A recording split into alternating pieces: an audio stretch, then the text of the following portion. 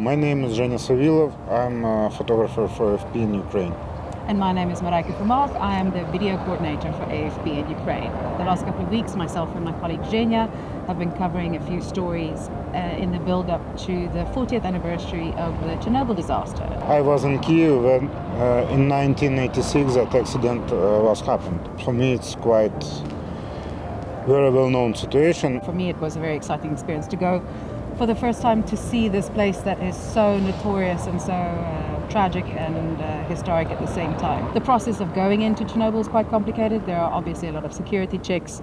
It takes several hours to get inside, and then obviously security briefings because it is still incredibly dangerous to go there if one does not have the appropriate equipment to wear. We had to wear coveralls and different shoes, but it's pretty incredible to see what we've really only seen in TV about going down the Golden Corridor, seeing the control panels of reactor 4 and then going into the area right next to the sarcophagus where the actual core and that part which is the most gives off the most radiation is actually there, so they limit the amount of time that we're allowed to spend there.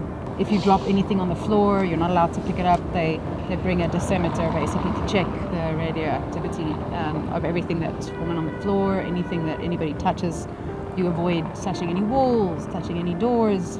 So you'd have a check going in so that they can establish what your baseline radiation levels are. And then effectively, as you move through this whole power plant, they do several checks as you go through each area to make sure that everyone doesn't have overexposure. There's quite a lot of water on the floor, and they advise you obviously not to step in the water, and in an effort to try and avoid it, at some point I failed.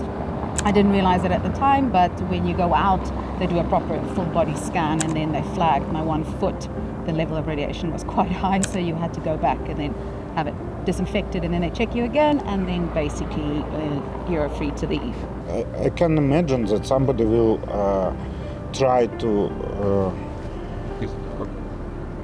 target new safe confinement because it was a big idea of people to build that confinement which can cover old one sarcophagus, which is old and it's built very fast. Have to be covered on top in case of something happening with old sarcophagus, so it will not be another nuclear accident which can affect almost all Europe.